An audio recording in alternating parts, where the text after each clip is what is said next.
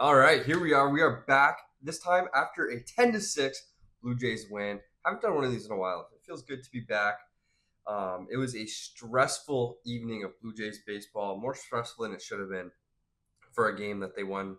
Well, that they scored 10 runs in a game that they won comfortably by four. Jays are now 42 and 36 on the year, and this is a good start, a hot start in a huge series against the Guardians team that is behind you in the standings if you're the Blue Jays, and a really good bounce back, especially after losing the series at home to the White Sox. So it was really good to see the Jays get back in the winning column, and always going to be happy doing one of these after a big Blue Jays win. I think before we touch on the offense, we have to go to Eric Lauer, who was awesome tonight. He was really, really good. Gave up five and a third innings. Gave up just 5 hits, 1 earned run, 3 walks, 5 Ks. The 1 earned run is obviously going to be that Carlos Santana homer, who is automatic against the Blue Jays. He is good for a little bit of damage or an extra base hit pretty much every time he plays the Jays. So yeah, it's good that it was just a solo shot tonight. I think we'll take that every time against Santana based on the way he hits against the Jays. And I think Eric Lauer's the fifth starter. I think he's done it. I think we have a 5-man rotation. Scherzer's going to be back tomorrow, so knock on wood that he can stay healthy and be healthy and contribute as far as Max Scherzer. But this is the first time we're going to have a 5-man rotation since Scherzer's first start. Like at the start of the year. It might have been in March or at least April 1st or something like that. So it's exciting stuff, man. Like things are starting to shape up as far as the starting pitching for the Jays, and it's really good to see Eric Lauer, a guy that I didn't think was going to contribute. You definitely didn't think was going to contribute a whole lot this season for the Jays, but you know what? Ross Atkins and co thought he would contribute and thought he had a place on this team, and here we are. And he's been honestly a godsend. I don't know where this team would be without him.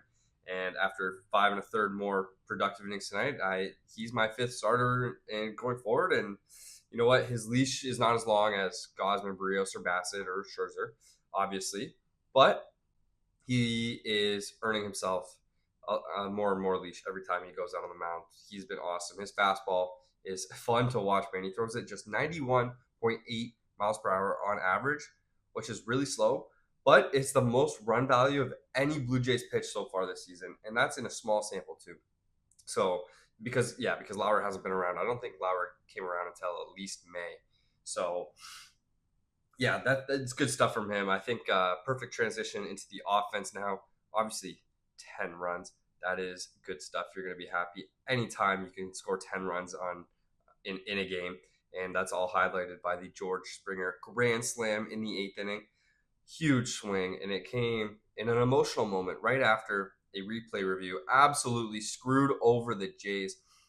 Contact play was on. Andres Jimenez broke from third on a little squibber off the bat of Vladimir Guerrero Jr. Dove into home plate. Original call safe. Looked safe on the replay to me. Dan and Joe thought he was safe in the booth as well. Twitter thought he was safe. Blue Sky thought he was safe. Umpires didn't think he was safe. They overturned the call. And that was a moment in a 6-4 game that runs huge. That going up by 3 like that would have been huge. And it didn't happen. And it looked like the Jays, or it looked like the Guardians were going to be out in the inning. The Jays were going to threaten but not score. And obviously, George Springer comes up to the plate a couple hitters later with the bases juiced, hits a grand slam. And yeah, the offense did a really good job tonight of not letting the pitching staff blow this game, especially after they jumped out to the early lead. Obviously, Ernie Clement is automatic against those left-handed pitchers. It was Logan Allen tonight, and he touched him up for a double in the first inning. And the Jays had a 1-0 lead, 2 batters in, and they did a great job holding on to that lead. They never looked back, as much as the pitching staff tried to.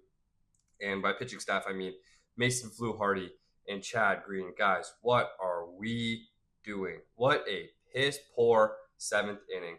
Jays are up 6-1. They had just taken, well, they were up 3-1, and then Jays were up 6-1. Jonathan Clase had just singled in 2 runs in the 7th, and Mason Fluharty comes in, should be automatic from here, up 5 with 9 outs to collect.